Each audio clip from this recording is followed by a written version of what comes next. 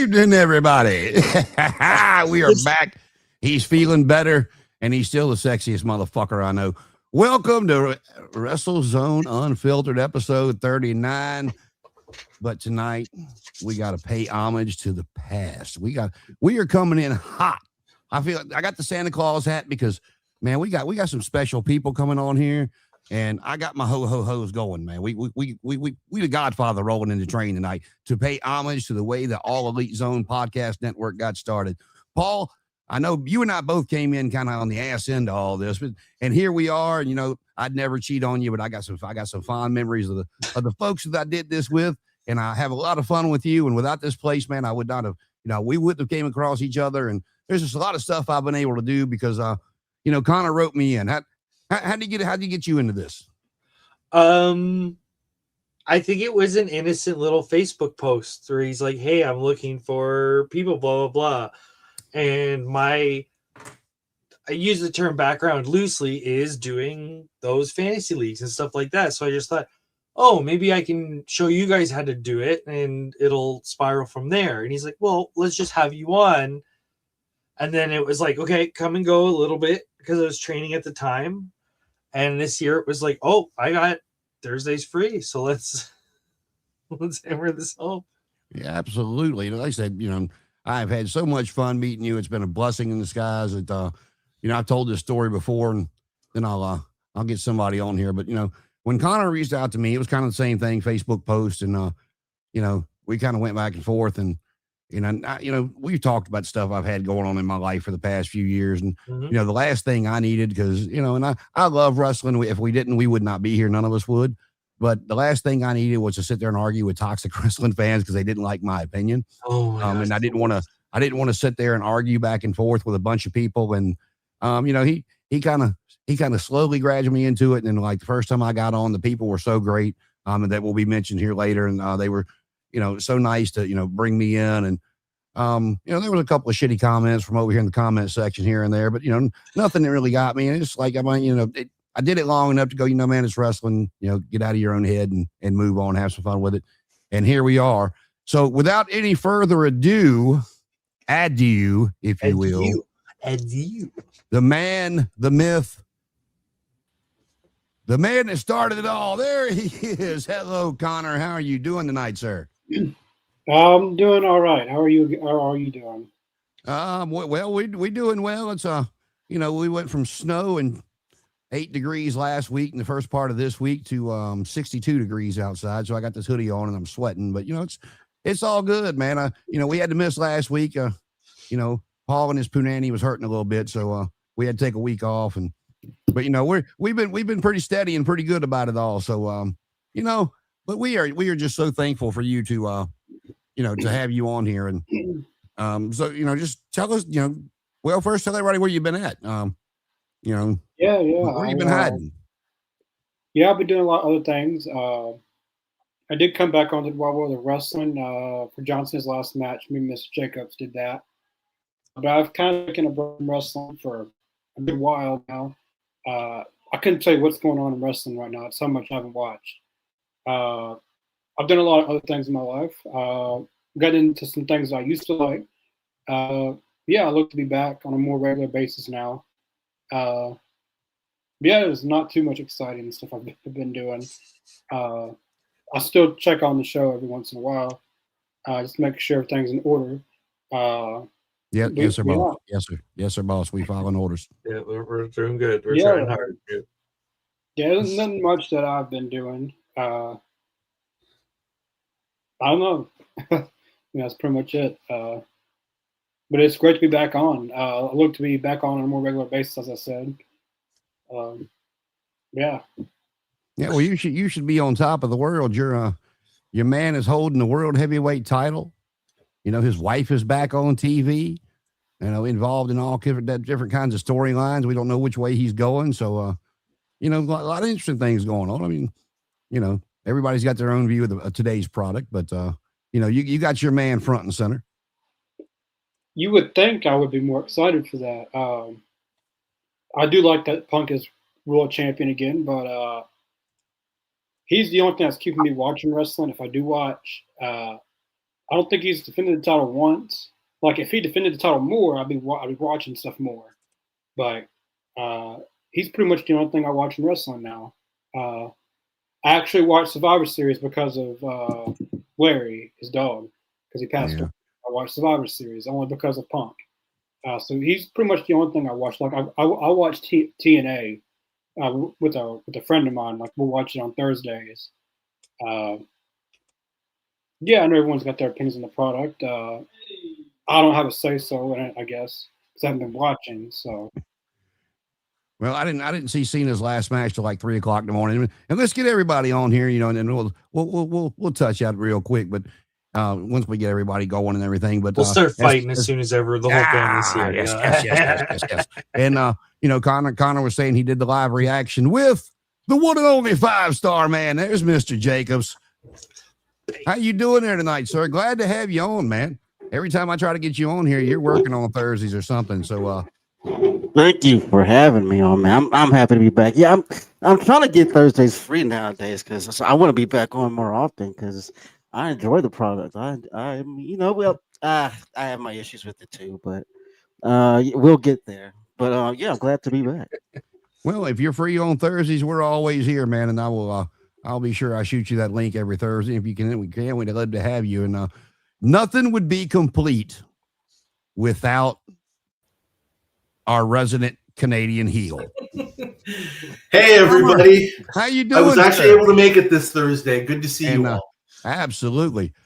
We are trying. I got a couple more that might be joining us. Now, before we go any further, give a quick shout out to Matt, former host of AEZ Canada, another one of your Canadian mates. He was unable to be here, but he said he would like to, try to do something here soon just to get on and talk with everybody and say hello once again. But he did say to tell everybody hello, and he was sorry he could not make it. So, Hammer, how you been, sir? I've been all right. Yeah, just life is just kind of chugging along, and we're almost done with 2025, which has been kind of a meh year in wrestling, but I guess that's what we're here to discuss, right? So. Well, that and just the fun that we've had doing this and how we got started. So, actually, I'm going to go back here and I'll go around the horn a little bit. Connor was telling us, we didn't really get there. He's telling us what he's been doing. So, try to back up a little bit. Connor, how'd you come up with this idea to get all this going? Because you were the founding father there, sir. Yeah, it was 2018. I started to get out of wrestling a little bit. Started watching TNA a lot more. People probably heard this story a million times. But I watched other podcasts called TNI, Total Nonstop Impact. So some of their people has been on here. And AEW started. So AEW was this new thing. I was really excited for it. I was a big fan of AEW at that time. I thought to myself, what if I did something like they're doing, but just do it AEW branded? They're TNA branded, so I'll just do what they're doing by AEW. So that's basically how I came up with the idea. I talked with them on how they did everything, and I basically picked the same stream platform we're doing, StreamYard. I did my own edits, my own thumbnails, everything. And then we started out with just what was it, Dynamite, our live reactions. Then we did Rampage and Collision, and then we did pay-per-views, and then we had a talk show, which was first talk show was Talking Elite, which was started by Lane, and then later picked up by Adam, and then now we have WrestleZone. But that's basically how I started, and I was always into YouTube stuff with my own channel, which was originally AEW Fan Guy. So I had some experience in the YouTube stuff, so I wasn't new to it. I'm used to being able to talk in front of people and stuff, so that wasn't really a problem. The very first person, because they have a whole cast of people, so I knew I needed some people. The first person I thought of was Mr. Jacobs. He did his own YouTube stuff. He called the 5-star man for nothing. Yeah, we started. Thank you very much. We did one collab on a YouTube video years back. It was like the top 5 Bullet Club members or whatever. And we slowly started to get to know each other. So I asked him, Chris. I don't know how I asked him. He just happened. Chris is a name that I have not heard. So, And before you finish, real quick, I got something I got to do. Speaking of getting excited and speaking of the elite, it is none other than our very own resident diva, Chicago gal, hunting for Wardlow, but yet she's still the Young Bucks' biggest fan. Danny is here with us. Oh my gosh, I've got welcome Mr. back. Aber with me, and the second greatest Canadian next to Ethan Page and Edge, Paul, and I've got Mr. Jacobs, and I've got Connor, and my favorite DJ. Oh my God, this is great. I do want to say, though, that we made a small breakthrough. I have more respect for the Bucks than I do for Gunther. That doesn't mean, gentlemen, that I like them. However, at least they try to be entertaining, where Gunther is like the angry waiter server in catering that's pretended to be a pro wrestler. Well, we'll get to that now. We'll get to that in just a little bit, but I will tell you, I did listen to some of that podcast that Cody Rhodes did with Cena the 2 days after that. It's very enlightening on a lot of that. So before anybody wants to, hang Triple H out to dry or talk, how bad Gunther is, go listen to that. And it might change your opinion. All right, Connor, go ahead. You got Chris and then Mr. Jacobs and then Chris. Pick it up. Where'd you go from there? Yeah, we had Mr. Jacobs was the very first person I thought of. Like, he'd be the go-to person to ask. Chris is a friend of mine. I don't know how the hell he got on here. He just happened to be on here. We love you, Chris. Chris is Chris. Chris, I don't know you, but we all love you too. Chris, hi, Chris. If you can't tell by the comments, everybody loves Chris. He was just Chris, and a lot of people interested in some of the stuff. That's how we got a lot of our subscribers, was because of Chris. Everybody came because of Chris. But didn't we? Who else? Adam slowly joined around 2023. Lance was in for a while, or Lane, not Lance. Lane was here for a while. Oh yeah. Lane was in here. He started talking elite. He's the person who started that whole thing. Adam picked it up. We had Carly on here. She was our very first female to ever be on here, because a lot of females did not. I tried to get one female on here because a lot of people were asking for, a lot of women viewers. A lot of women did not want to be on here for whatever reason, from what I learned, because they were just afraid to be on here talking about wrestling. Carly was our first person on here. That ended. I'm not going to speak on that, but she was great. We had Emily. She was our second. Danny was our third. Yeah, we eventually started AEZ Canada. That was originally going to be AEZ UK. That exploded. But Canada has a lot of wrestling history. So if you're not going to go with the UK, Canada is the perfect choice. And it has Paul too. I mean, yeah. Can't ask for anything else. Now, the first people on AEZ Canada, I can't remember. It was a whole group of them. A lot of them left, and then Matt picked it up. Hopefully that will get going again soon. But Talking Elite was something that we had over almost 100 episodes of Talking Elite. Lane did the first 30, and then Adam did the last 60, I believe. It just slowly grew with different people coming in and out. We had Mark on here. That was a learning experience. Who else? I don't want to leave anybody out. Adam. Probably the most loyal person I've ever had was Mr. Jacobs, probably, though. The one I could always count on. If I had to give that award to anybody, Mr. Jacobs. Then slowly Jason. With the MVP award, here you go. Yeah, that would probably be the MVP. We did this, y'all. We did this. Speech. There was there was a time where I thought that I was going to end this all when a few other people left and it was the whole shabam. But he was the one that always stuck by me, so that would always be Mr. Jacobs. But Adam was another one. When Talking Elite almost ended, he picked up the show. He took it for a while. He's there was some behind the scenes issues, so we had to end that, and that's how we came up with WrestleZone Unfiltered. And Jason and Paul's done a great job with it, from what I've seen. I like a lot of the thumbnails that you guys have made. Very, very creative stuff. Yeah, that's awesome stuff. Yeah, Jason's sense of humor, though, I mean, it's priceless. I guess that's one word for it. I stopped in here a few times and heard some things. And it's all Paul's fault. He throws that little line out, and I just grab it and go with it. So. And I thought I was bad. Yeah, that's basically how I started this all. It was the simple idea of TNA. If TNA wouldn't have held my interest in the bid of 2018, I don't know if, technically, if AEW wouldn't have started, I don't know if this would have ever happened. Because that's how it grew. Because I like TNA, but I didn't really feel like creating a whole channel based off of it. But AEW was a new thing, something hot. So, and I really liked AEW in the beginning. So, come next year, they'll be able to talk a lot more TNA if anybody wants to, because they're going to AMC on I think January 26th is the first date. I might have the date wrong, but I know it's January. January. What'd you say, Emmer? 15th, I think. 15th. Okay. It's Thursday, right? Yes, it's January 15th. Yeah, Thursday. So basically, we'll get a wrestling show just about every night of the week again. Unfortunately, so.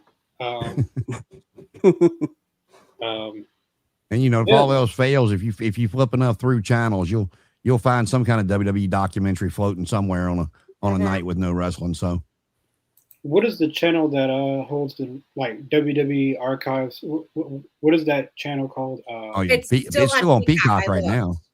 But what's the? It's still on Peacock right now. What's the one with the they have different shows? The A&E. Oh, A&E, yeah. Yeah, A&E. They got that's right. Before and if you go something on Future YouTube, Legends or some shit like that. If you go on YouTube, I think it's called the WWE Vault. They have a lot of those. They got the Vault video DVD kind of documentaries.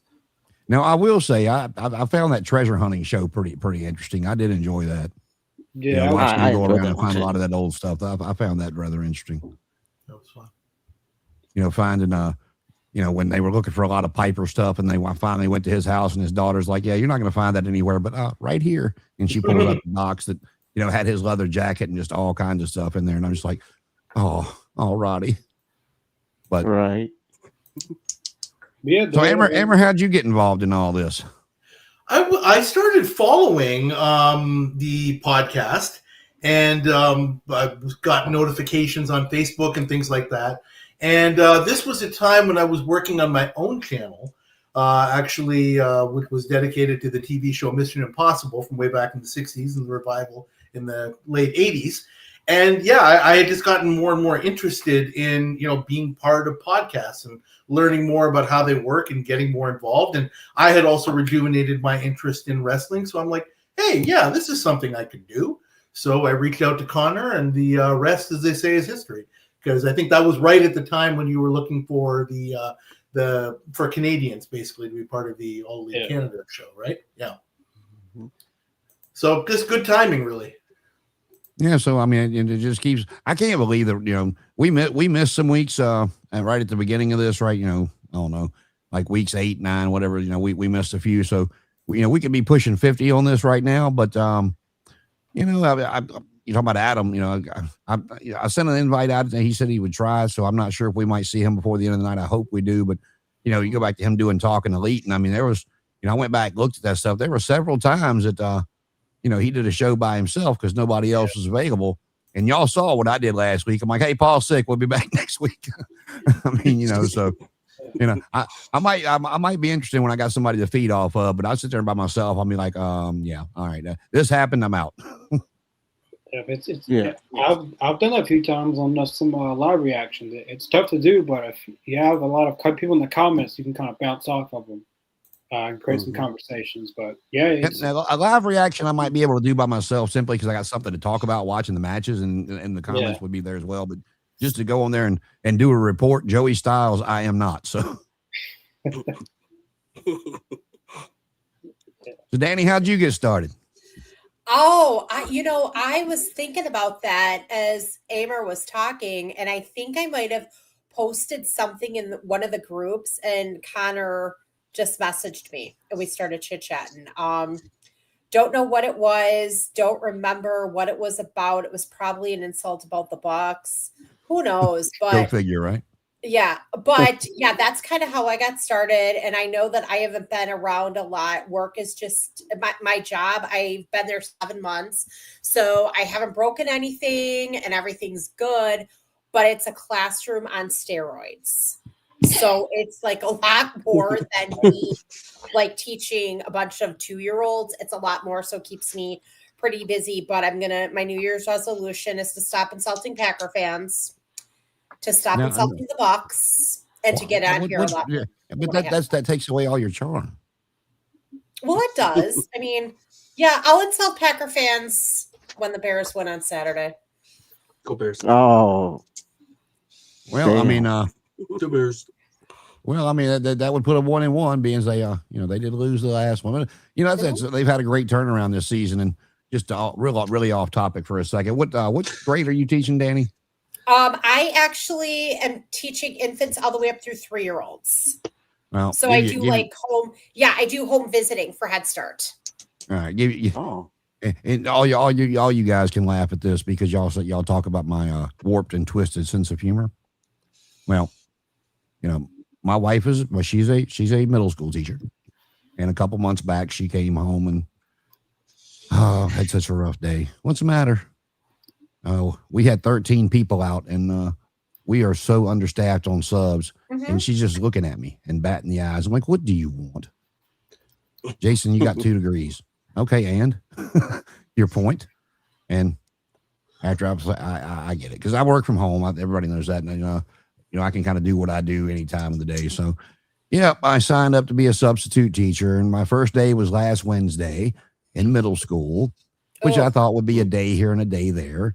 And again, my first day was last Wednesday, and I have been there every flipping day since. And you've survived. How much have you drank when you got out of school? You know what? The kids have been great. I mean, I did a 6th grade class the first day. The rest of them have been 7th.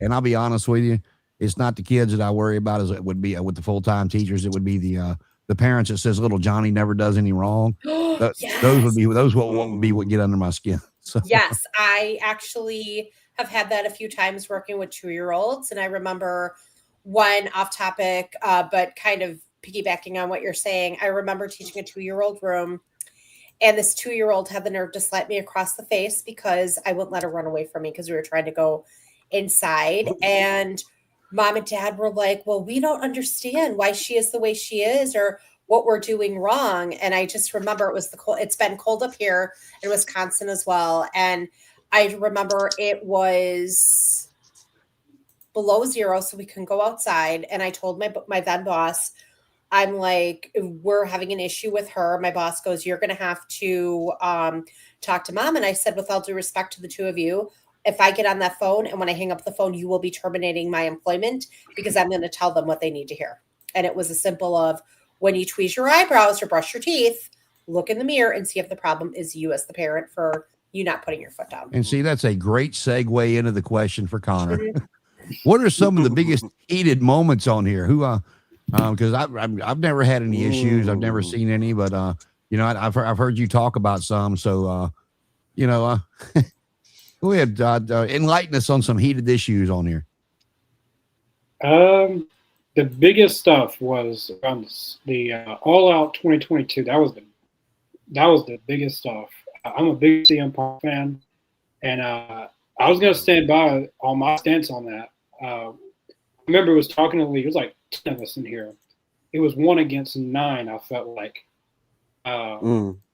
my opinion against the rest of them. So that was probably the most heated moment in here. It got a little personal, a little bit, not too personal, but that was probably the most heated thing on here.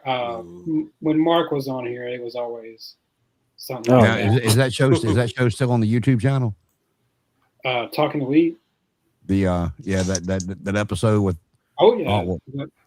Oh yeah, it's still there. All right, now see, now you're gonna go make me find it because I keep asking Paul for clips.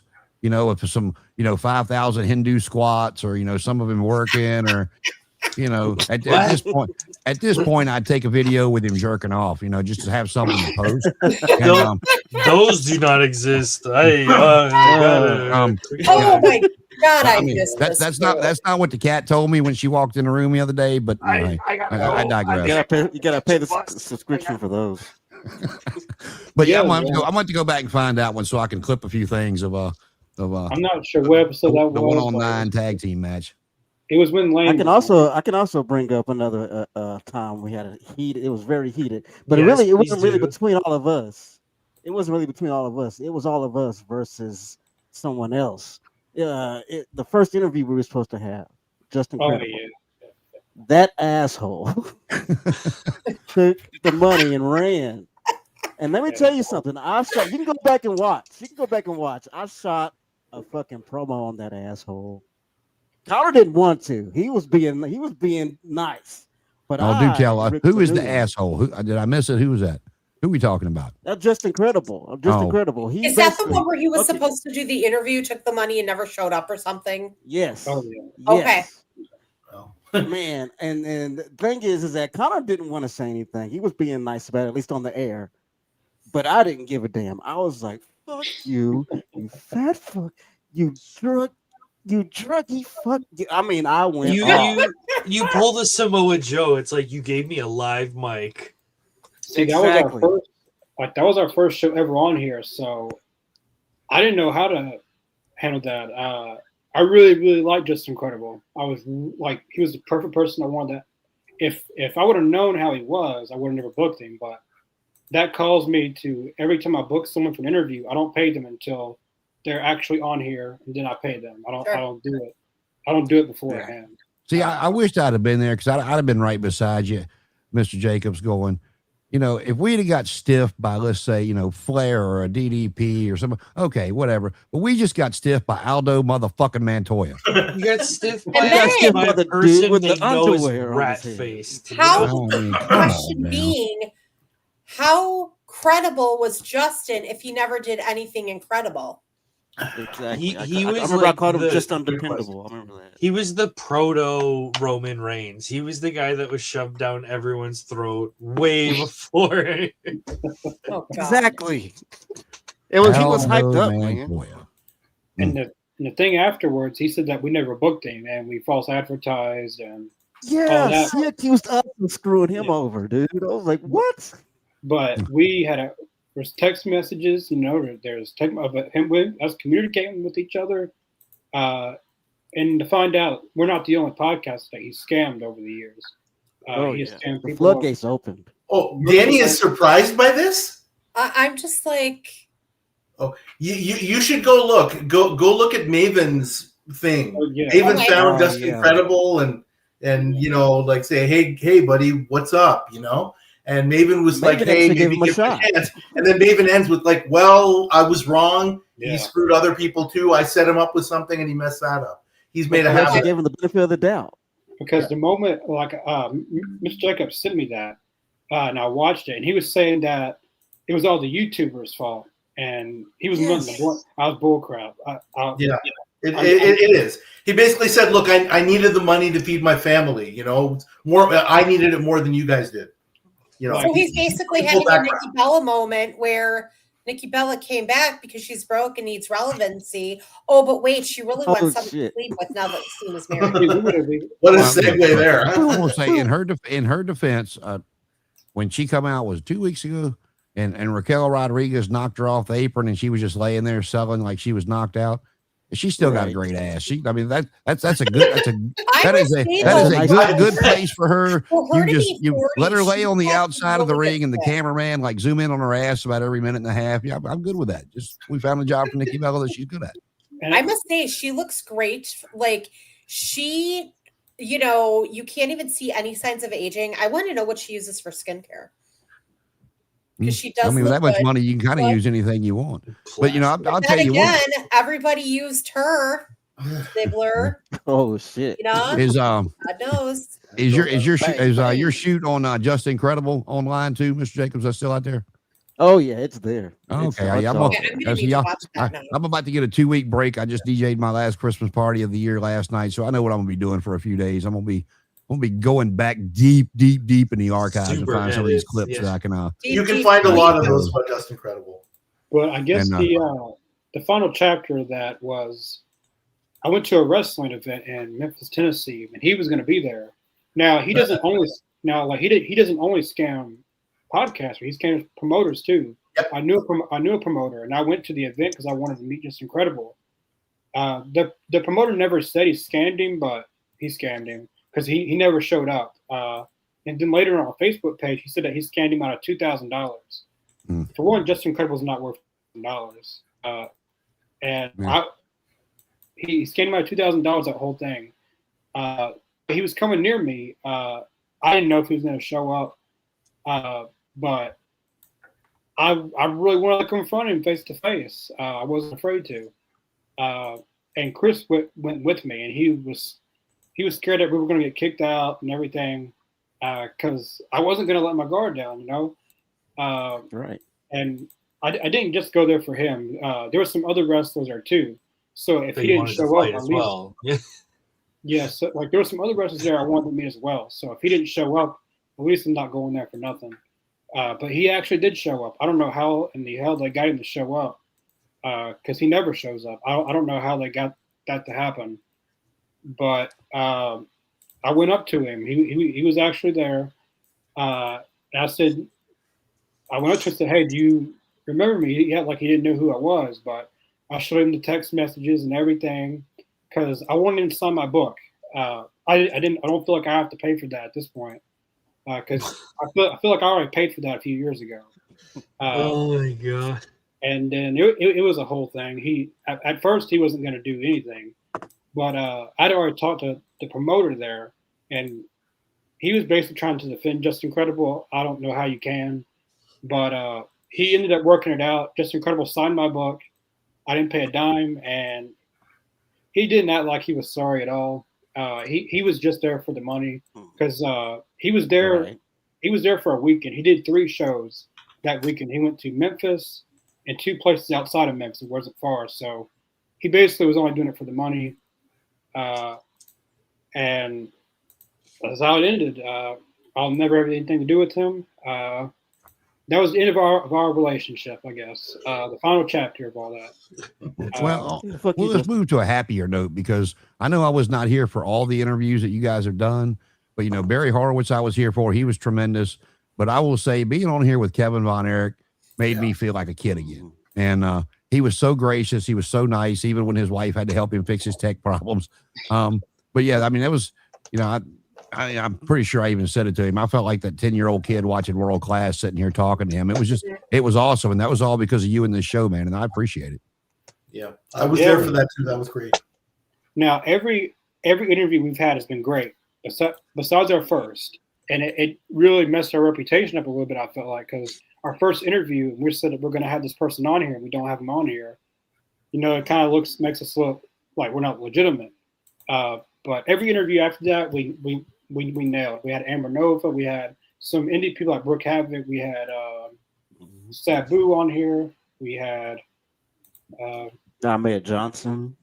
We had Nick Dinsmore was a good one too.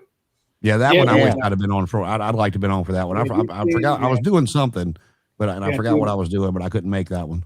We had Brandon Cutler on here. That was interesting. We had Blue Meanie on here. Good old That was Brian. awesome. But our most viewed and most popular interview was our Kevin Von Erich interview. That's probably the most popular one that we've ever had. Yeah, that the was, Pope. if I Can't leave out remember the Pope. correctly, with Forgot about him. with the time, correct me if I'm wrong, but that was right after the movie had came out, correct? Yeah, Yes. Yeah. It wasn't too long ago that because we asked him questions about the movie. Yeah, like it wasn't too far from the movie when it came out.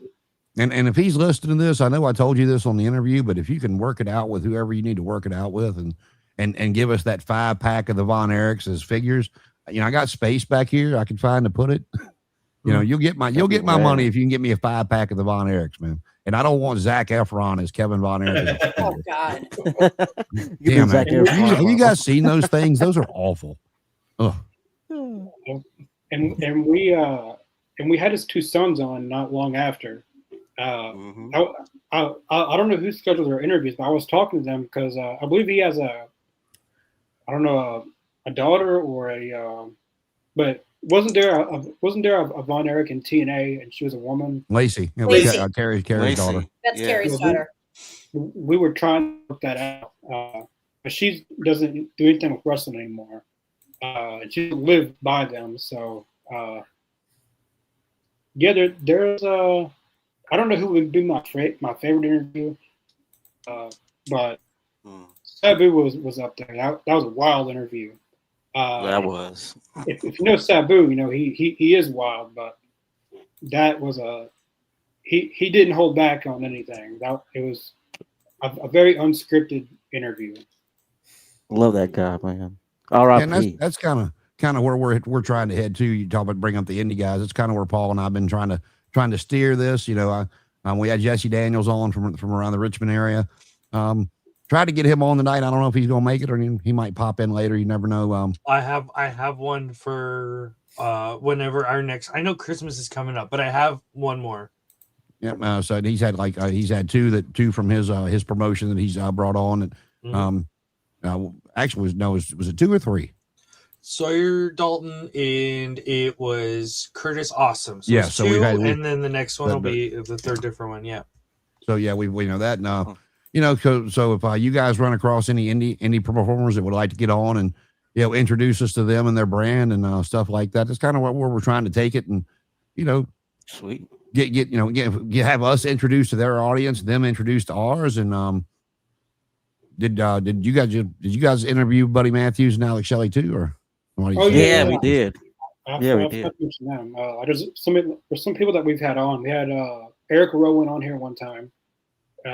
Buddy Matthews and Alex Shelley. Both of those interviews were great. I don't want to miss anybody, but we've interviewed quite a few people that it's hard not to forget. Yeah, it's been a lot. Yeah, it's okay. We'll cut some montage. But Buddy the eyes of an angel. I'm surprised I didn't mention Buddy Matthews actually, because those are my favorites. I'm surprised I didn't remember that. But well, I mean, you said you started this in 2018, right? Well, I got the idea for it in 2018, 2019, but we didn't start this till 20. It was around Thanksgiving, Christmas time, 2021. Yeah, I believe so. I would say. Well, I mean, that's still a lot to try to recall, and in the last 4 plus years of putting it together, then starting it, and different shows, different cohorts, different interviews, different platforms. I mean, but I mean, no, man, you have done a phenomenal job, and we appreciate you. Whether you get on here or not, we'd love to have you on all the time, but just sitting there in the back, making sure that that your children are minding their manners. So we appreciate all you do, man, and everything you've done to keep this going. Yeah, I didn't think anyone would pick it up if I stopped, but clearly 2 people have picked it up. Me and Mr. Jacobs did. We've done some stuff on the Wild World of Wrestling. I haven't been on there either much. I got out of wrestling because a lot of people. I was tired of arguing with people, not on here, but wrestling fans in general. And I just had enough. X mainly, yeah. I had enough, and it pissed me off. I was done. I was not going to be watching wrestling, and I stuck by because I don't remember when my last time. It was like it was before SummerSlam. Like it's been months since I've watched anything in wrestling. Well, not months now because I watched the John Cena stuff, but it got to the point where they were messaging me, sending me death threats and stuff like this, and I was done.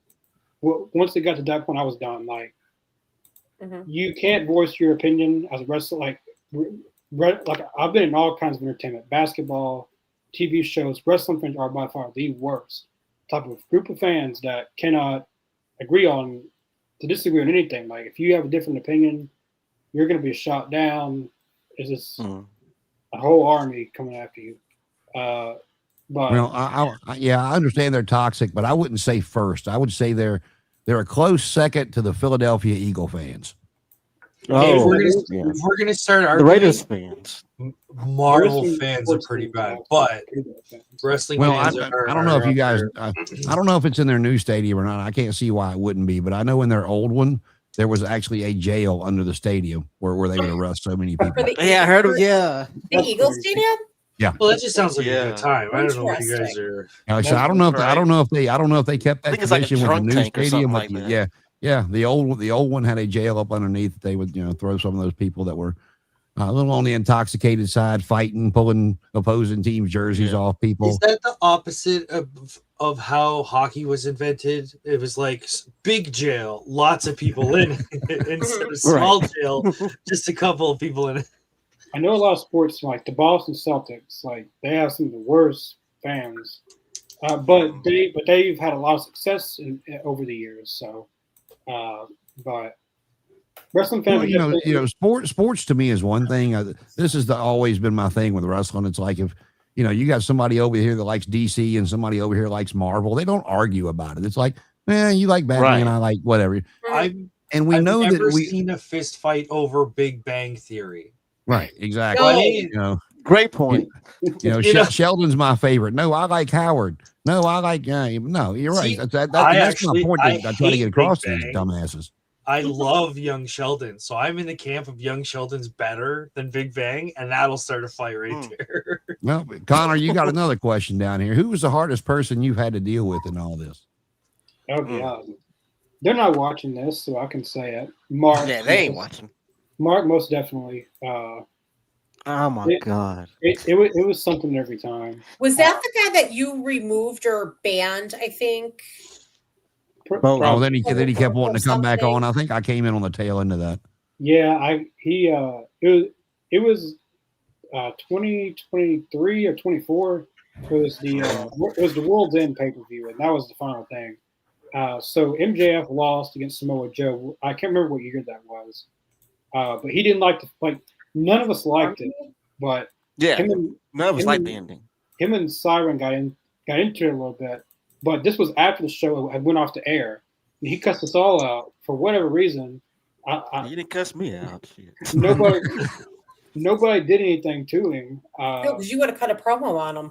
But he, the Damn one right. thing about him is he drank a lot on air. He was, yeah. Oh my god. So, I think I remember this. Yeah, I because he would get on remember the the air name. plastered drunk, man. I just remember Yeah, seeing something and I was like, wait, what? And then He I passed thought I out was on the gonna air have to once. start using people Yeah, as I did. scratching posts for Connor, which I would have done. I remember he passed out on the air once. We were sitting Oh there my God. talking, and yeah, it was he going fell towards the asleep. end of the show, and dude just passed the hell out.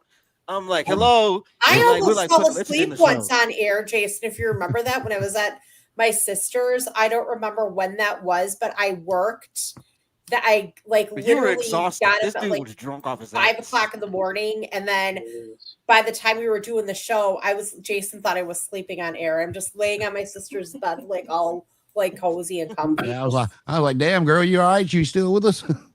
Trust me, I felt Like, your oh. pain Monday morning. I had a like I said, last week I did Thursday, Friday, Saturday, Sunday of Christmas parties. And if anybody ever worked late nights, you know how it is. You get home, you can't go right to bed. You have to wind down. So I got home about 1:30 in the morning, laid down probably about 2:45, and had to turn around and get back up at 6 to go teach middle schoolers. Yes, Monday was a fun day. And Connor, we're down here. I don't know who you're not mentioning, but Riley Who are you wants to know talking why about, aren't you Riley? mentioning certain people? Who am I not mentioning? Who you? I mean, Mark- I think you mentioned the most Mark- controversial person. Mhm. Mark was Chris was. A little bit, but he never got drunk on air and then fall Right. out. Chris was just funny. That was. I don't know. I mean, I couldn't. I Really don't know. funnier There's than not me anyone and else that Paul? we had any animosity with, really. I mean, anybody else that left the show, it left on kind of an equal, peaceful way. It wasn't like "fuck you," go, start your own shit. With the majority of the people that were on the show, they just disagreed with a lot of the opinions that were given on the show, and they were like, you know what, I can't do this anymore. And like, fine, okay, you don't want to be on the show anymore. You want to start your own thing, whatever. Okay, fine, no animosity. But then there are those certain ones that wanted smoke, and they got it, in some form or fashion. We Mark- want the smoke.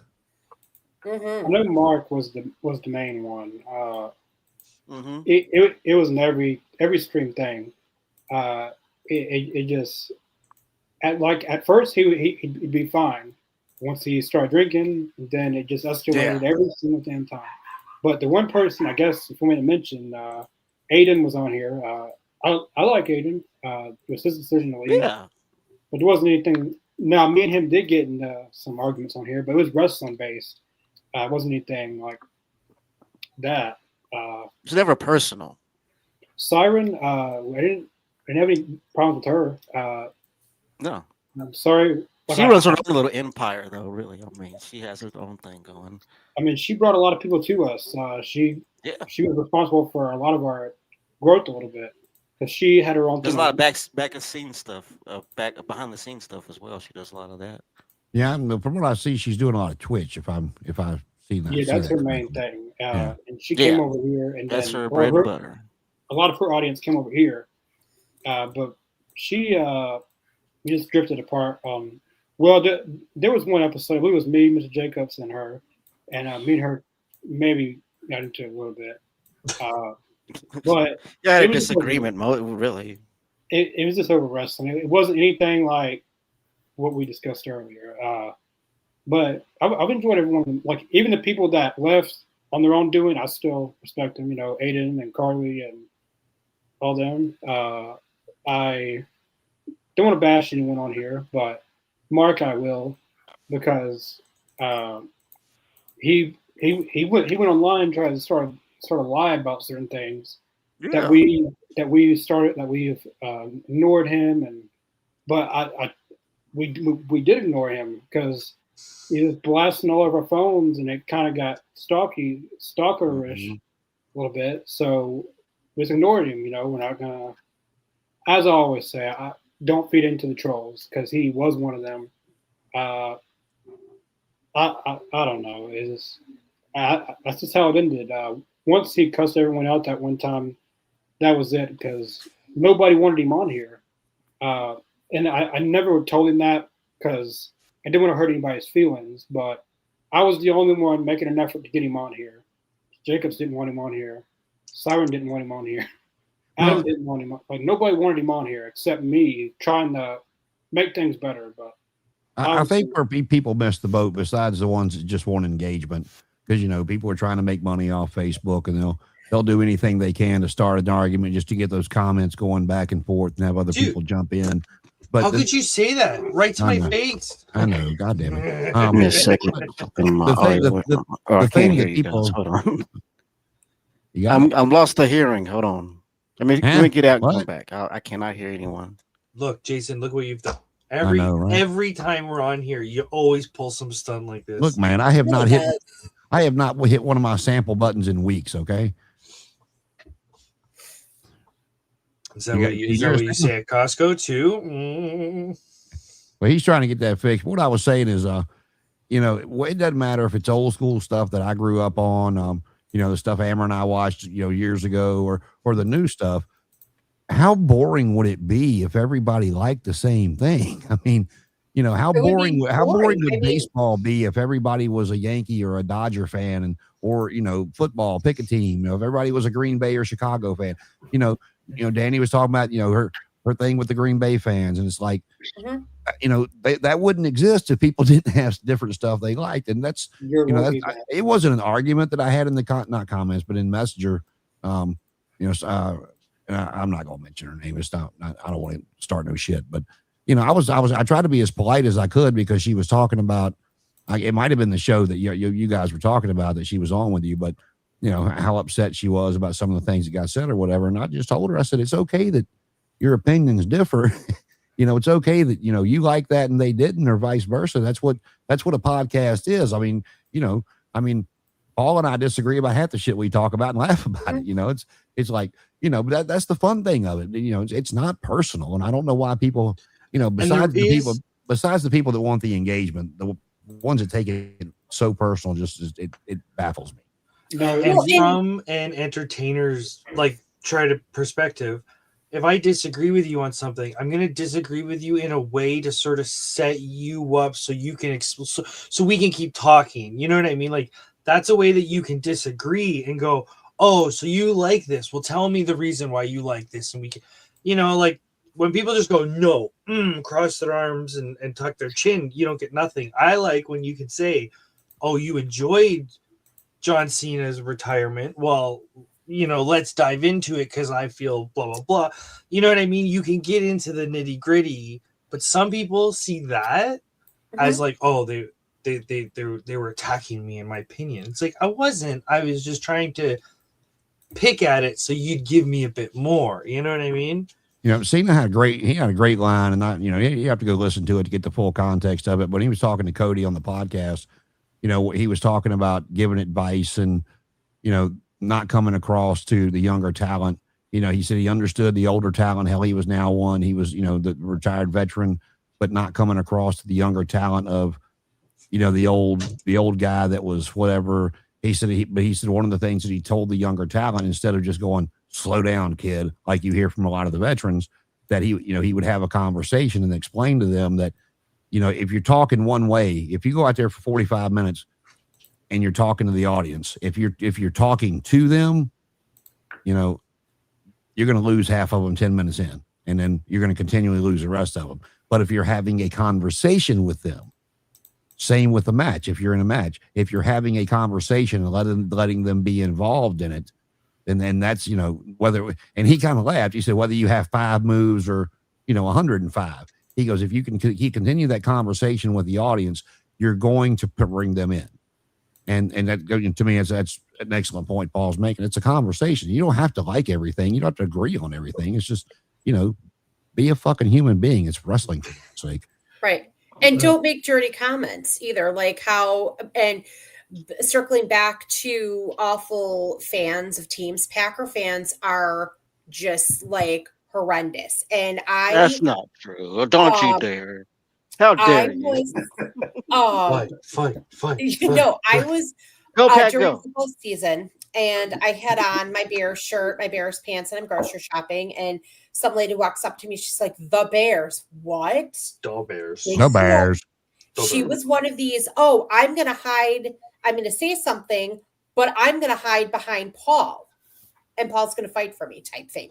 That she was the, I'm going to say something, but I'm going to hide behind my boyfriend or husband type. So big store, every aisle, she was, and I'm like, and I'm good with faces. I've worked retail. I've seen my customers, various retail jobs that I've been like, oh, hey, Danny, how are you? I haven't seen you in a while. Are you still working wherever? And I, finally said, I've noticed you say something about my shirt, and every time I've passed you, you've had a comment for me. I didn't even know who she was. And I said, you're like talking about me. So what is your problem with me, considering you don't know me? And I'm like, I'm from Chicago. If it's a problem with you, deal with it. I even, same store, I was called a fat, ugly bee for wearing a bear sweatshirt by this guy. I know Steve's only been on here a few times, but he's a big Packer fan, but he's not one of those people, but he's a huge Packer fan. I'm sitting there and let y'all go back and forth. I just be entertained. I just keep my mouth shut and watch two of you go at it. Yeah. And I agree. And Mr. Jacobs, I think you're the not all Packer fans are made alike. Come on. But I mean, not all of them are bad, but it's just like, you're going to call me a fat, ugly bee for wearing a bear sweatshirt? Grow up. Maybe they just don't like the Bears. Maybe you can take a girl out of Chicago, but you can't take a Chicago out of the girl. Just like I will put ketchup on my hot dogs in city limits the way I did. And that's a cardinal sin in the city. It really is. Yeah. And I did it at the United Center for All Out 2023, and I didn't care, and I'll do it again. Well, speaking of the Bears, this ties back into wrestling. Paul hadn't seen it yet. I keep telling him to watch it. But have any of you guys seen Seth Rollins on Good Morning Football? Yeah, I saw it. He is. When is he on usually? Well, he got, that man has got a career in media wherever he wants to go. Yeah. I am not a big Seth Rollins character on WWE TV fan. The individual, and I'll tell you on Halloween, if you want to see something funny, go back and find find him on the Halloween show. They come out. The host, she's doing her costume. Kyle Brandt dressed up like a referee. Manti Te'o was Troy Polamalu, and they're all sitting around. And then all of a sudden, the curtains open up, and the bear mascot comes out, and he's wearing a Mongo jersey, and it's the big fluffy bear wearing a Mongo, but he was in a sling. I said, that is fucking Seth Rollins, and he gets over there and he's doing his little dance, and then all of a sudden, he jerks the mask off with a good hand, and his theme music starts playing. But he's been on there several times. He's a big Bear fan, and if you ever watch him on Twitter, every time the Bears lose, he tweets the same thing. I hate fucking football. I know, and I just looked him back, and I'm like, bro, you should buy the team. But yeah, if anybody hadn't seen him, you can just Google some clips on Seth Rollins on Good Morning Football. He's hysterical. Okay. He does add to the show, and Connor, you don't have to answer this one if you don't want to, but Riley is asking why Siren left. It wasn't really a definitive reason why. She never really left. I mean, it wasn't like she was part of the thing is, it wasn't like she was meant to be a mainstay. I mean, her main thing was Twitch. She normally came on for live reactions, Dynamite or Collision. Sometimes she even did it by herself because I had some stuff going on, and she would do them by herself. She helped out a lot. I've reached out to her when I was in the wrestling a little bit more to try to get her on here, but there wasn't really a definitive reason why she didn't really leave, but she did leave. I know she discussed some things that in her personal life that she couldn't come on as much, but it wasn't really a reason why. We got love for her, man. We got a lot of love for her. She just stopped coming on. Yeah. All right, we'll dive into this real quick. I mean, I know we're going over some memories, but we've had a couple of people mention it. So, there's so. I will say this: I have not seen that much emotion be invoked as what Cena was able to invoke on Saturday night with his last match. It was rumored for months that Gunther was going to be his last opponent. Now, I was thinking they might take the jab at Goldberg and say Gunther beat Goldberg in his last match, but he couldn't beat Cena. I was kind of hoping for that one. The way I would have done it, take Gunther out of the equation, because to me, Gunther beating Cena was like Brock beating The Undertaker. Neither one of them needed that rub. That was my opinion. When he beat Dom for the Intercontinental title, I would have liked to have seen Dom go to the back and demand to be put in that tournament, and then be the last one to face Cena and get his belt back and get that rub. But that's not the way it happened. And I comment how much Triple H got booed, and there's a lot of things he's doing that I don't particularly care for, but this one you can't really blame on him. If you watch at the end of the match when he comes out and everybody's booing him, and he gets up on the apron and him and Cena are hugging. Cena's face is faced this way. The camera is on Triple H, and you see Triple H start smiling and laughing. And no, I was not in there, but I would put money on the fact that, they're sitting there whispering to each other. You hear this shit? We fucking got him. We fucking got him. And, so, and then if you watch Raw Monday night, Gunther passing AJ, outside, and AJ's done said this was going to be his last year. So I guess we're going to roll with Gunther retiring people for a while. I guess he'll be AJ's last opponent. That's the way that kind of looked happening Monday night. And I get why a lot of people didn't like it, but like I said, I implore you to go listen to Cena's interview with Cody 2 days afterwards. It might change your opinion. It might not, but no, I wasn't a big fan of the way it happened, but for God's sake, Cena was smiling when he tapped out. I mean, and everybody, the age old thing, the right thing to do is go out on your back and put somebody over, whether they need it or whether they need it or not. Like I said, I thought Bray should have been the one to beat Taker. Maybe Roman, because Roman hadn't been elevated to the tribal chief yet. You could have used that to elevate him as well. But it was Brock. He didn't need it, but that's what happened. Gunther didn't need that rub, but that's the way they did it. But I think, go ahead, finish. No, I was gonna say that's just, Cena did the right thing. He went out on his sword, and he smiled tapping out because he knew what he was doing for Gunther, even though Gunther, to me, again, did not need it, but he was still giving him he was passing that torch on. So you don't have to like it, but it was Oh, go ahead. No, I was done. I was like, you don't have to like it, but it's just whether it was Gunther or Brock or Austin Theory or Dom, whoever he went out with the L, and that's what he's supposed to do. I agree. I think that was probably the best part of it. It was storytelling. It was brilliant storytelling, and I think today's fans, they really don't want that. I don't think they really want storytelling. I don't think they don't want the match to breathe. They don't want, for me, I didn't see anything wrong with the ending of it. I thought it was brilliant the way it was done. It was a great ending to a great ending to his story, a great kind of bookend, if you will. I mean, and the thing was, not only was he doing something great for the young talent coming up, passing the torch, it was something good for the business as well. And I think there's a lot of fans that don't see it that way because I think Michael Cole said it best. He said pro wrestling just beat sports entertainment. It was that line right there. That was brilliant shit right there. And for me as a wrestling fan, that was my money's worth. Like you're seeing somebody on their last hoorah, the last ride out. I want to see them looking at the lights, and then when that match is over, they get that huge applause and they walk out into the sunset. That's what I want to see. And like fans today are like so fickle about shit. You can give them gold and they'll find a way to shit on it. You know what I mean? And it's like you have to learn how to tune those people out and just enjoy what you enjoy. You know what I mean?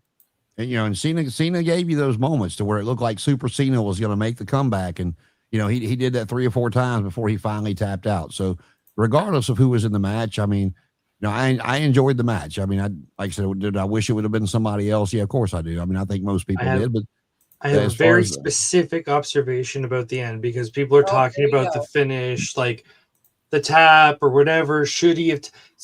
Someone told me that they should have protected John Cena more and not let him tap. And it's like it's his retirement match. What are you protecting? Like, but anyway, okay.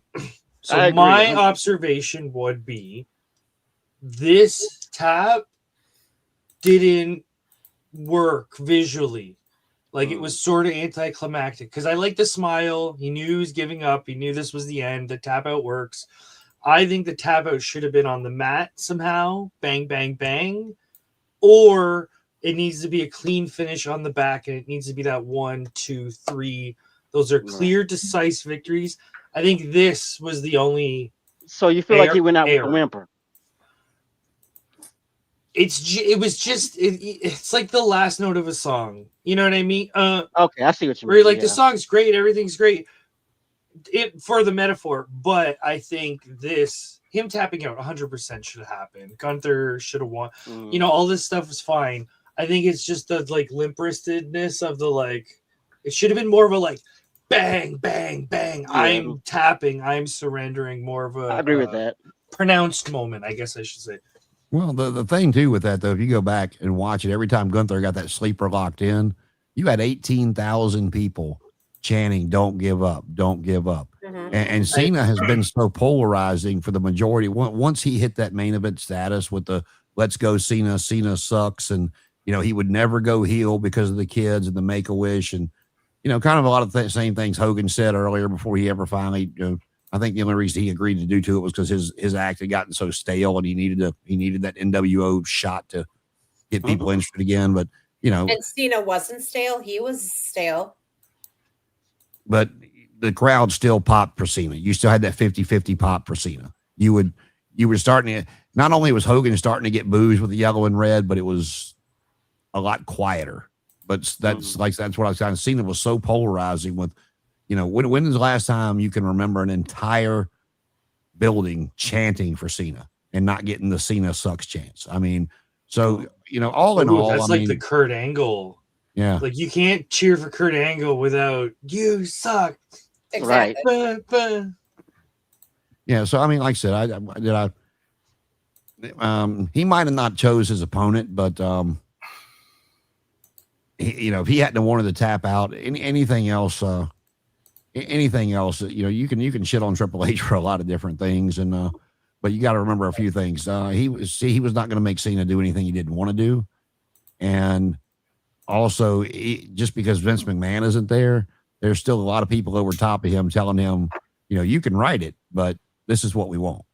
And so I'm curious as to how that relationship might be, because he's starting to get all the criticism online and is like, people are saying he needs to be fired. He's going to get fired, this, that, and the other. I mean, you might have to worry about him quitting. I mean, he doesn't need to work. I mean, from what I hear, he doesn't have too much longer to be there anyway. So. Yeah, I don't know. There's been a lot of criticism, even on Twitter, and for me, it was like, okay, I grew up watching Hogan. Cena was like Hogan 2.0. And I think, Jason, you know this. I know Connor, Amar, you might. Mr. Jacobs, you probably don't. And I don't think, Paul, you do. But the last time I saw Cena was in Chicago for Payback 2014. I think that might have been Ryback maybe or something. I don't remember. And there was a little girl that was sitting next to me. I was talking with her mom. It was she was 7 years old. So she's now like 18 or 18 now. And she, huge Cena fan. I'm the only woman that I knew of in that All-State Arena yelling, John Cena sucks. And when Cena came around beginning like 2002, 2003, he struggled with a gimmick. He started doing the rapper. What was it at like Halloween? And it stuck. But he just, to me, it was just like, okay. And so what? He's retiring. Big deal. It was like, I felt like it was good, but the heel storyline was a complete waste. And if they would have turned him when they should have 2012, 2013, 2014, or kind of turn him into like a tweener, that would have been much better. But the whole tournament storyline, I'm like, oh my God, it's all about Cena. Then Gunther, on top of that, I'm going to hold up 3 objects. Stapler, my clothespins, my calculator. All 3 of them have more personality than Gunther. Gunther is just, to me, like, okay, he's got like that old school heel vibe, which I can see that, but he's just kind of And well, as to where I don't disagree with you, Amber, I mean, tell me if you agree or not. To me, like back when we were coming up and watching it, if Gunther would have came along all those years ago, he would have been with like a Paul Jones or a Bobby Heenan or somebody like that. And he might have won the TV title or the national title, but he would not be in the main event scene. You know, kind of like to me, like here's a throwback, like a Baron von Raschke type character. Exactly. That's exactly who I was thinking. I can see that. Yeah. I don't know. He'd be big enough that he could be part of the Monster Factory against Hogan and somebody like that. That's what I would think. And he's obviously foreign. Oh, right? You're too young for this conversation. Yeah, that's what I said. Like, the Monster he would definitely be a foreign heel. But you're talking maybe a bit before this. The only thing I'd add about the Cena thing for me is, I think Cena, and he's actually posted this, I've seen it. He's basically comparing his moment, doing this and smiling, to being Obi-Wan Kenobi. Oh yeah, and maybe that's how he sees himself. That was brought up in that. I don't remember what they said. You know what? I mean, Paul, you can think about it how you like, but I think that may be what he was going for. It's like, you know what? I did what I had to do.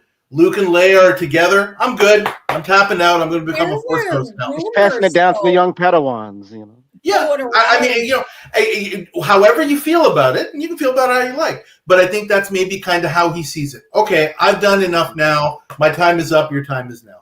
And you can say that he's kind of, whatever, he's full of himself, however you want to see it. But I think that's how he saw it, and that's how I will say this: as far as these retirement matches go, last matches, and he definitely brought the moment down by coming out and doing the shit he did in TNA. But I thought the way that they put Flair in retirement with Shawn Michaels.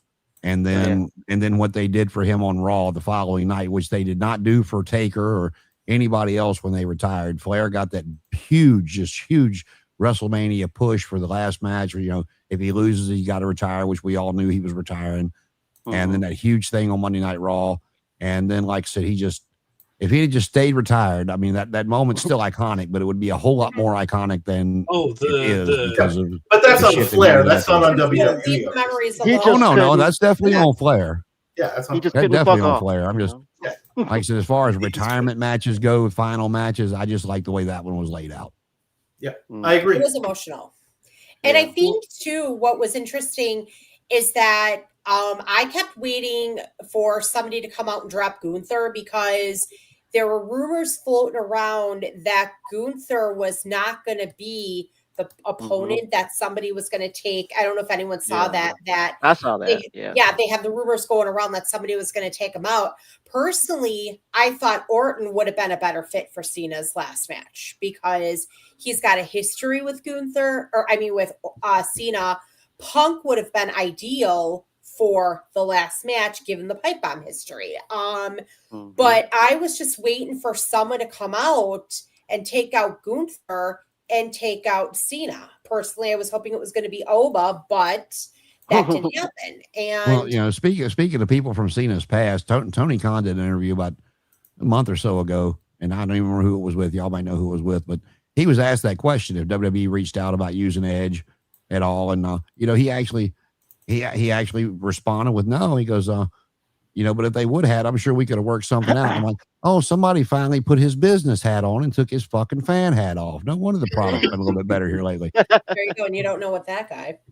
And, but all Elite Zone, roughly get into it just a little bit. I mean, I've been surprised in the Continental Classic. Kyle Fletcher's taken 2 losses, one to Pac and one to, oh God, I hate this guy, Mike Bailey. And, Hong Kong Fooey. Well, no, you have He's like here. a live version. You'll know this Power one because Ranger. I forgot who it was, but Danny had a name for him. But you haven't been on here since he's been in all Elite. That is Dirk Diggler. Yeah, okay. That is Dirk Diggler. Yeah. Shit. He's just Kevin Knight's got personality. Mike Bailey's just kind of He kind of reminds me of a combination of a Power Ranger meets the Karate Kid.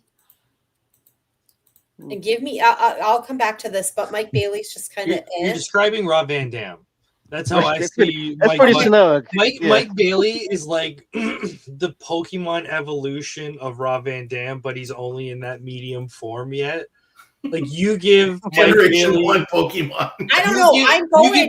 I'm going 6 to years and wait. World's End.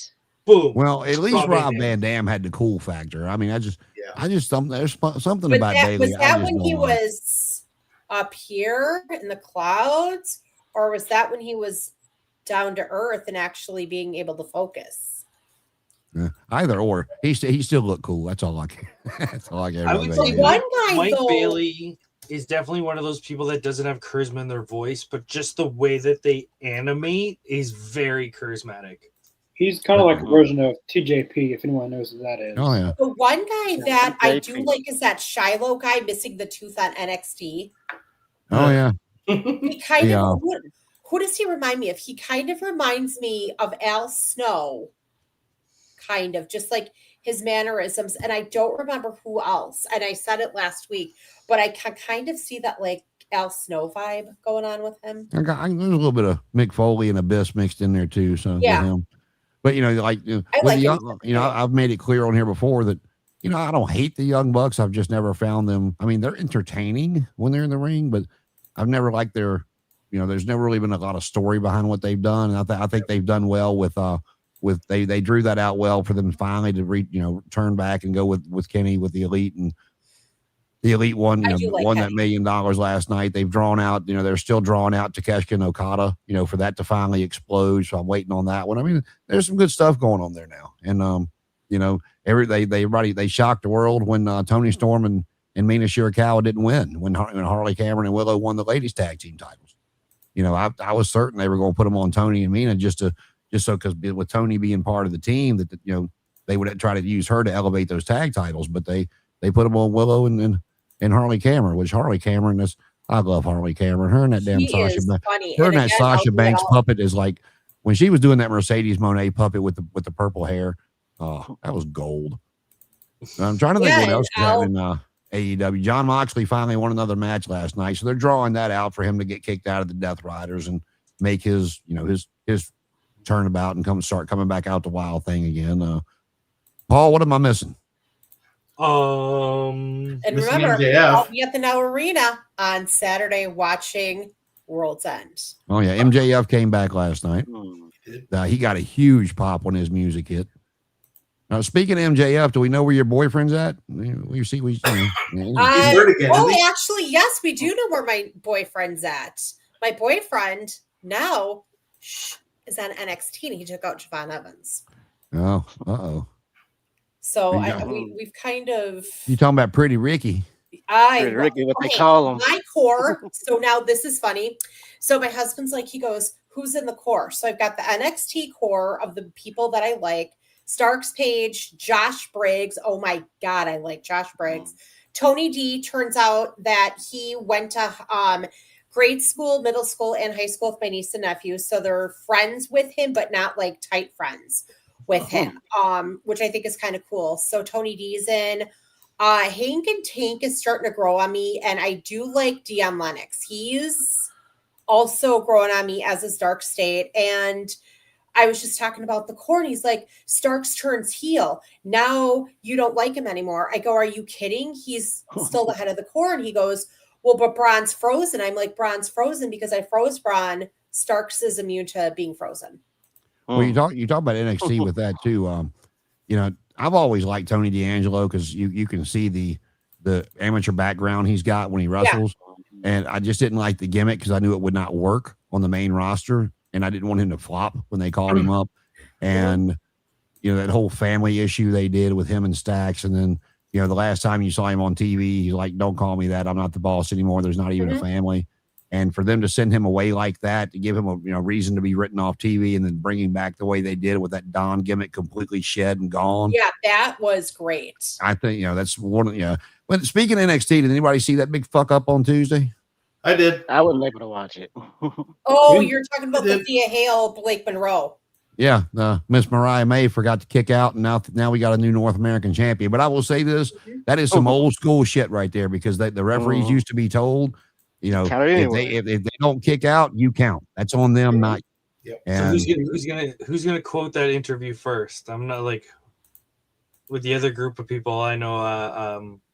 They're chomping at the bit for Cody Rhodes tells a story about they screwed up a match, and the ref counted 3, and the quote is, "That ref's trying to fuck on me," and then he storms off, and so that quote is drilled into my brain. Whenever you see that 1, 2, 3, is that ref.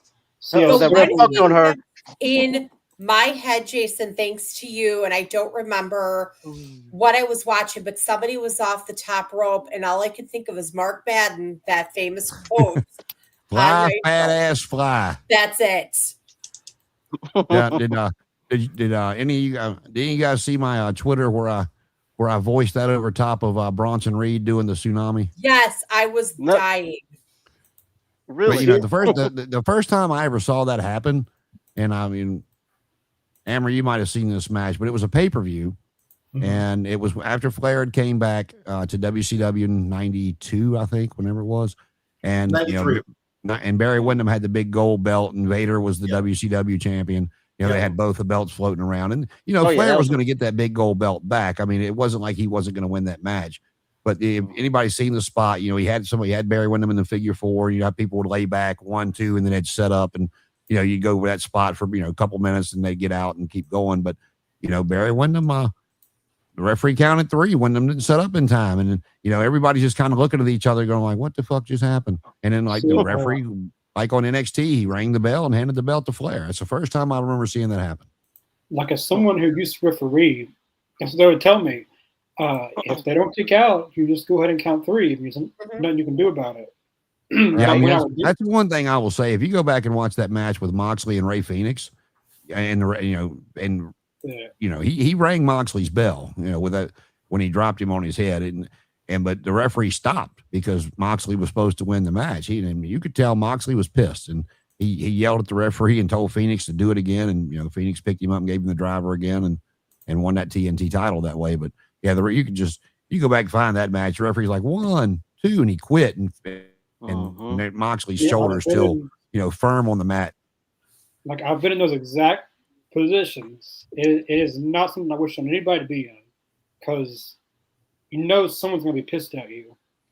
Either you're going to mess up on that count, or the person that doesn't kick out is going to be mad at you, even though it's their fault for not kicking out. Yeah. Right. I was in that situation on both sides of it. I counted 3 when they didn't kick out. They got mad at the person who didn't kick out. Got mad at me, but that was the finish, and you didn't kick out. And then there was no time where I stopped at 2, and that was the most embarrassing moment I've ever had.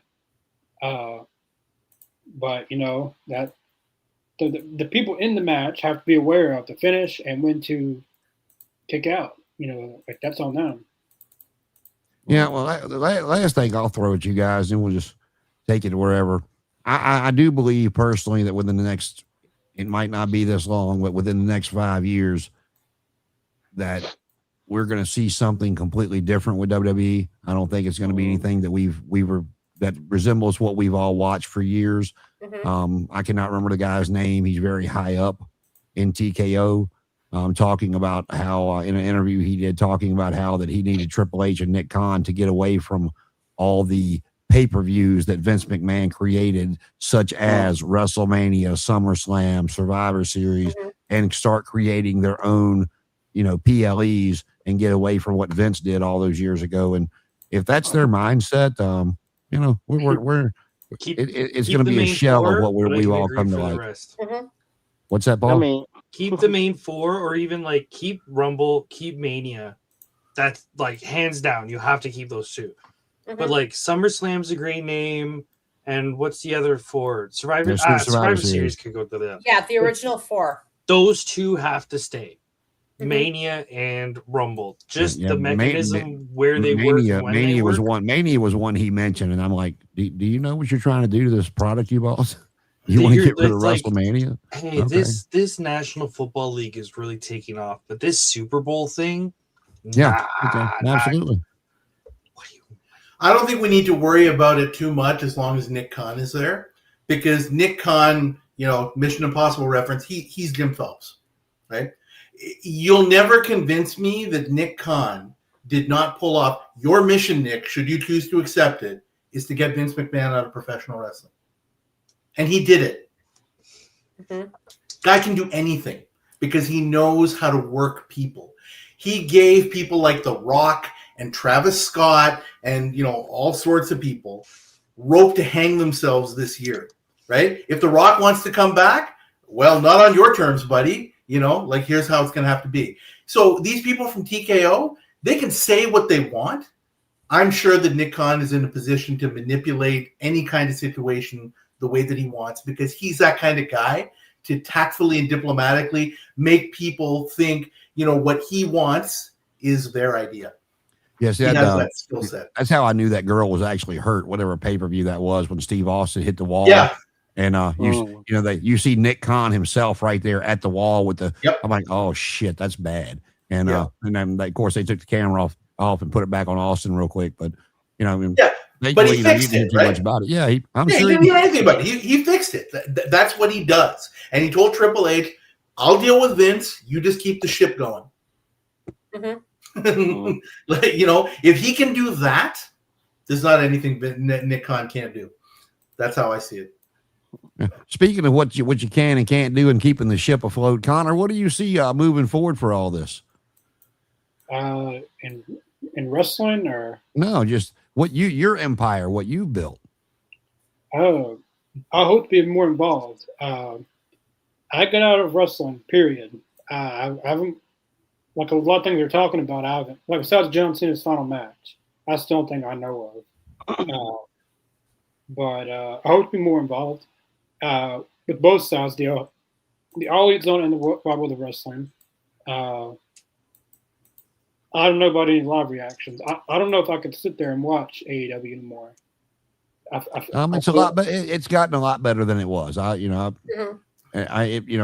was very highly critical of it there for a while, and they've started to tell some long-term stories. And I haven't watched in a while, so maybe one night we'll Well, do a live reaction and see how it goes. that just gave me the idea. What if we did some watch-alongs, but do like a roulette wheel of different companies, just so it's, you know, we can watch one show, say, oh, that's not for us, but it's like try a bunch of different companies, just kind of go nuts. Yeah, we'll be here at 3:00 in the morning watching something from Japan. Watching Marigold for some reason. Yeah, I know, and we know that he's in his New Japan era, and we know that Paul gives us our tutorial about New Japan. I don't even know where to find New Japan here, and I get lost when Paul starts talking about it, and I'm like, okay, yeah. Well, like I said, I used to watch it. I watched it all the time when it was on Access TV, when I had access to it, no pun intended. It's like, well, beautiful segue there, but if people are interested in a different company, Wrestle Kingdom is their WrestleMania, and it's on January 4th. The card is actually it's like 6 matches, so it's perfect, kind of condensed. But I don't know, I see a lot of, like, let's use the word tribalism, AEW, WWE, fighting. But it's like New Japan's doing great on the side. And honestly, it's like the WWE network, what it used to be. So you can just go newjapanworld.com. I don't know if there's a dash in there somewhere, but if you just type in New Japan World, it'll bring up a website and it'll have everything on there. It's not the most American website. It's a little bit, I don't know how the best way of phrasing it, but it's like an Asian website because it's better for mobile than it is for. Google can translate it. Yeah, and they have an English, and they have English commentators and stuff like that. So if you guys if you've been eyeing it or like, it's on the, I've sort of been interested. January 4th is. Well, what's the time on it? What time does it start? For that event, I think it honestly starts at like 1 a.m. our time, like roughly. I know we have different time zones here, but it's like 1 or 2 a.m. here. I would recommend don't do that. Wake up and watch it the night after. The replay. Yeah, you know what I mean? Like have some. Yeah, the good thing about watching that the following day is you're not going to see all the match clips on TikTok and Instagram like you do with Mania and SummerSlam and AEW shows and stuff like that. So you can probably get away with maybe not hearing anything, not much. It's a big detriment for New Japan's promotion, but it's a good thing for us. You don't see that like 1 hour later. Here's the results of the match you're trying to not watch. New Japan shuts that stuff down, which is a detriment. But for me, it's great because I know I can have the 24 hours without knowing these guys won this tournament or these people are doing whatever. Well, I tell you what, I'll put this one on you. You figure out the time and you figure out the night that we want to do it, and I'll sit here and watch it with you. And if anybody else wants to join us, they are more than welcome to do so. Maybe we can do it a couple days after. We'll find a weekend where it's better for us. But yeah, we can watch Wrestle Kingdom. It shouldn't be a 7. It's not like Mania. It's not like a 7-hour event. It should be 4 or 5, intermission, all that. It's not the G9. Yeah, that's the one thing I know people will disagree with me on this one, but where WWE went to 2 nights on a lot of stuff. I've always praised AEW in their pay-per-views. They have phenomenal matches. Just for the majority of the matches on there are exciting to watch, but it's one after the other, after the other, after the other for 6.5 hours, and I could not fathom what it would be like to be in that audience and trying to stay up for every match that's trying to top class. That's going to be interesting. Yeah. It hurts the storylines because, so for Wrestle Kingdom, they only have a couple matches. Let's keep the storylines clean. We have Tanahashi retiring with Okada. Okay. We have Takeshita, who's the Invader, oddly enough, fighting Tsuji. You know what I mean? It's like, let's keep it easy. Let's keep it clean. No goofing around. But then by the time the main event shows up, you're in it. Like I have all this energy. I'm fully engaged. It's not like, what match is this? Oh God, we got to watch Duggan fight the Bushwhackers for 10 minutes. Oh God. You know what I mean? It's like banger, done. That next. sounds awesome. Banger, done. Next. Banger, done. Next. Now, Miss Jacobs, are you still doing live reactions every week, or just y'all doing them occasionally? Yeah, What do you we guys still do it scheduled every week. doing those now? We usually do it every week, but here in the last couple of weeks, because of Thanksgiving, because of the holiday, I've been pretty busy. But yeah, Right. it's usually every week. And you doing all 3 shows or 4 shows or just one, or which ones are you guys doing pretty much every week? Well, for right now, we're doing Raw and SmackDown. Think about I thought about doing NXT whenever I'm trying to see if I can get the certain days to actually be able to do NXT. But yeah, we're covering as much as we can.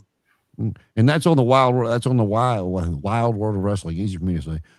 Check those guys out doing that. And I mean, there's a lot of stuff. Connor, Paul, and I have talked about possibly doing another spinoff show, maybe like just not a weekly thing, but like once a month.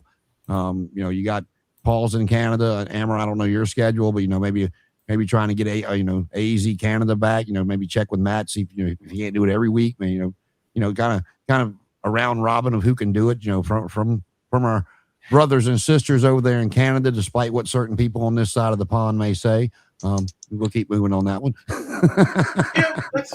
we still love you guys. I appreciate that. The best wrestler Canada's ever had. Paul's and I'm always here to help out when I can. Like say Matt and Amber, Paul. If you got anybody else that might want to revitalize AEZ Canada to talk about everything going over there. Like I said, any of you guys come across some indie people that would like to come on with Paul and I, that's kind of where we're trying to push it and reaching out to different indie talent around. He's got who do you got coming on next time for us, Paul? Charles Mayhem. Oh, that was the one that saw you wrestled, right? Yes. Yeah. Okay. All right. The Battle of the Behemoths. Oh God, the monster brawl. I have the dad on my caseload who actually goes to Oshkosh. He's in wrestling school now, and I think he's been doing it. I want to say it's a 2-year program, so he's been doing it for a couple of years. Hornswoggle's actually one of his coaches, so I can message him. Awesome. I'll see him hopefully on Monday. I'll actually see his girlfriend on Monday, but because they're one of my clients, but I can definitely leave him, Jason, if it's okay, if your contact info through Messenger, see if he'd want to come on. I mean, you can send it to me, you can send it to Paul, you can send it to both. It don't matter. Okay. We'd love to have on it. Like I said, again, to me, but you guys haven't been on here for this. Paul and I have talked about it, but with the WWE moving toward the NIL program, AEW is the only other place for indie people that can go and get that exposure. Maybe now, I don't know what TNA is going to do with their WWE deal, so that's kind of up in the air. But AEW definitely likes the indie scene, and we're to go get established. Now, if they can go to AEW, get established, and of course WWE like, okay, we want you now. But WWE is no longer the place to come in for somebody that's on the indie scene. I mean, it's going to be a very rare case that WWE is going to sign an indie wrestler versus the NIL college people they're going after now. So apparently, to add to your point, apparently they want to bring back AEW Dark, and that was a breeding ground for here's your local favorite talent. Mm-hmm. They could bring them in. I thought that was just a one-night thing that they did in Cardiff. Right? I heard that too. That's what I heard. It was just like, well, we got an extra hour, so let's call it Dark. But maybe that was the case. Yeah. If Tony can get the TV time, or maybe well, you know what? I'm glad you brought that up because God only knows what's about to happen. I don't know. Nobody really knows what their contract is, and with Netflix trying to buy. I mean, I know for a long time, and it's Netflix, so I don't know if WWE was able to put that clause in like they had when they kicked ECW off of TNN, but. WWE, a lot of their contracts they've signed over the years was they had to be the only wrestling show on the network. And, and now I know Paramount, it's, become a pissing contest, bidding war now because Paramount's done come in and offered more money because they were the original bidders, but Paramount is also going to have UFC, which is part of TKO. So, it's like, what's going to happen, once whatever happens, and, our resident, Mayhem creator has to put his stamp of approval on it before it can happen. But, they're going somewhere. I mean, Warner Brothers, not AEW necessarily, but then once they do go somewhere, what do you guys think that's mean for AEW, if anything? Too early to tell. Yeah. If WWE because WWE might force them out because like they might want to be the only wrestling company on Netflix. Well, that's what, like I said, that's what they did to ECW on TNN because ECW had that show on TNN. Their show coming on, it was on 10 or 11 o'clock every Friday night, and when they left USA to go to TNN, which is now eventually became the Paramount Channel, they So, in fairness, ECW was on its way out anyway, and with AEW, I mean, I hate to put it like this, but they're going to have to make a decision sooner or later. If they get kind of pushed, might actually be a blessing in disguise for them, because then they'll have to kind of pick up the pieces and make something out of it, rather than just kind of be, okay, no problem, we'll keep you going on WBD. Then Tony won't learn anything, You're saying, so Amer, you're saying that if somebody comes in and forces Tony Khan to, tighten up his storylines, turn over to booking someone else to where people, want to see this like must-see TV, because when you think about, back in the day, like look at, okay, Jason, NWA, we'll go back.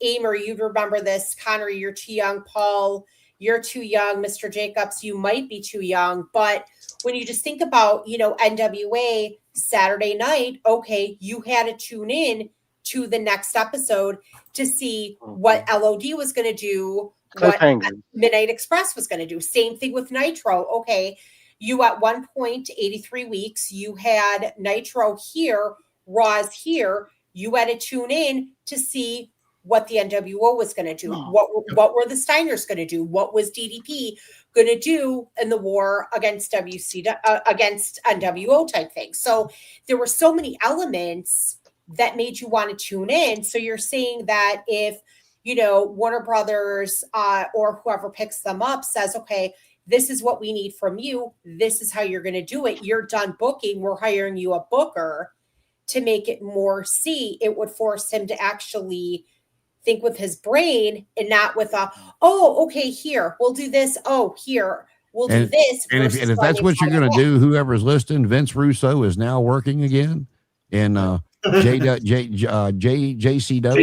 Yeah, Juggalo Wrestling.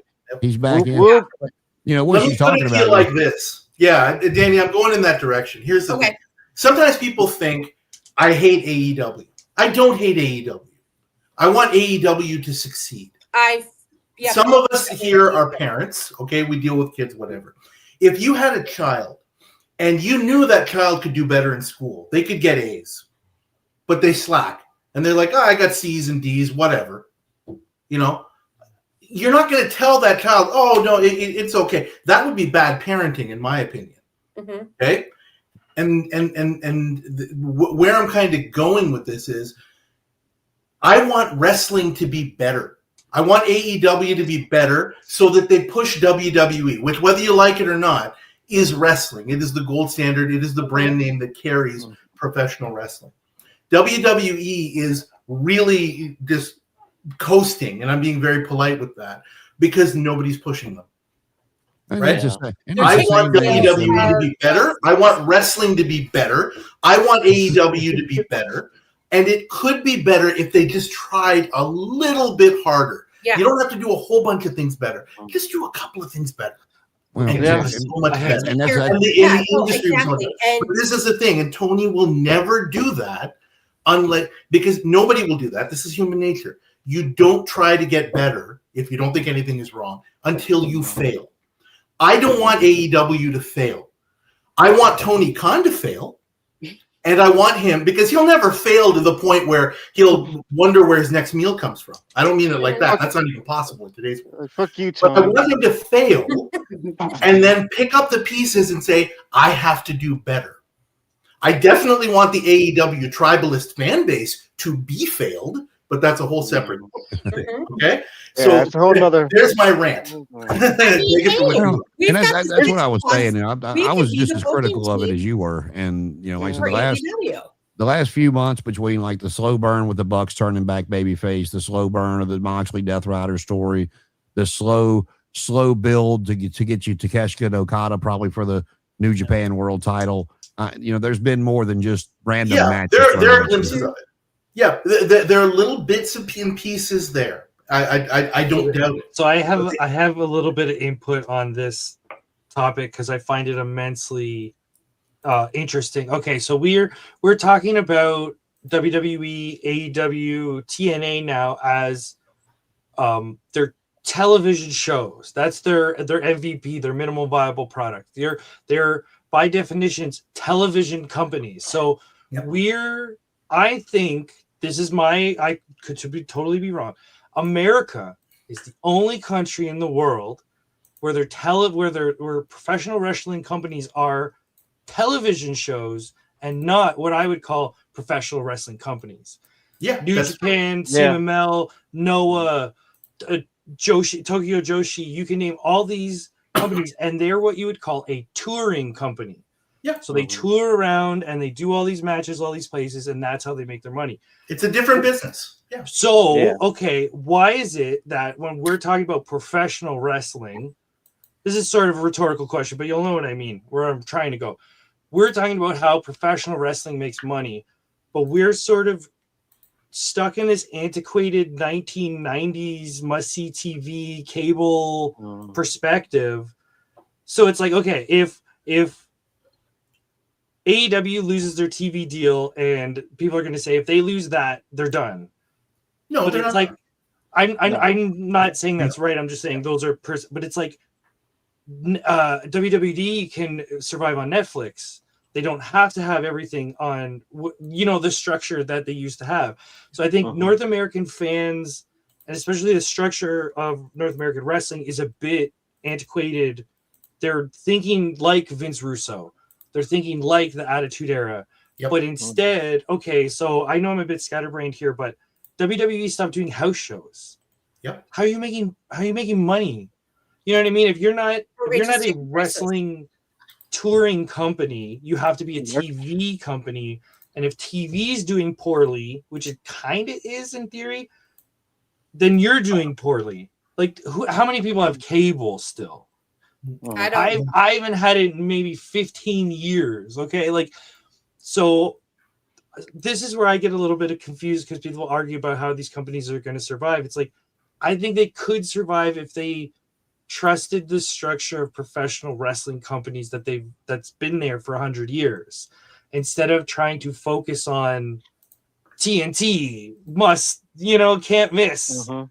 It was a great period of time, but I think it's antiquated in modern. We've wrestling. talked about this before, but I'll finish off this with that. I tell you what made it click for me finally, and I don't remember when I heard this interview, but Bischoff was asked if he regretted putting Hogan and Goldberg on Nitro instead of pay-per-view, and he come back with 100% absolutely not.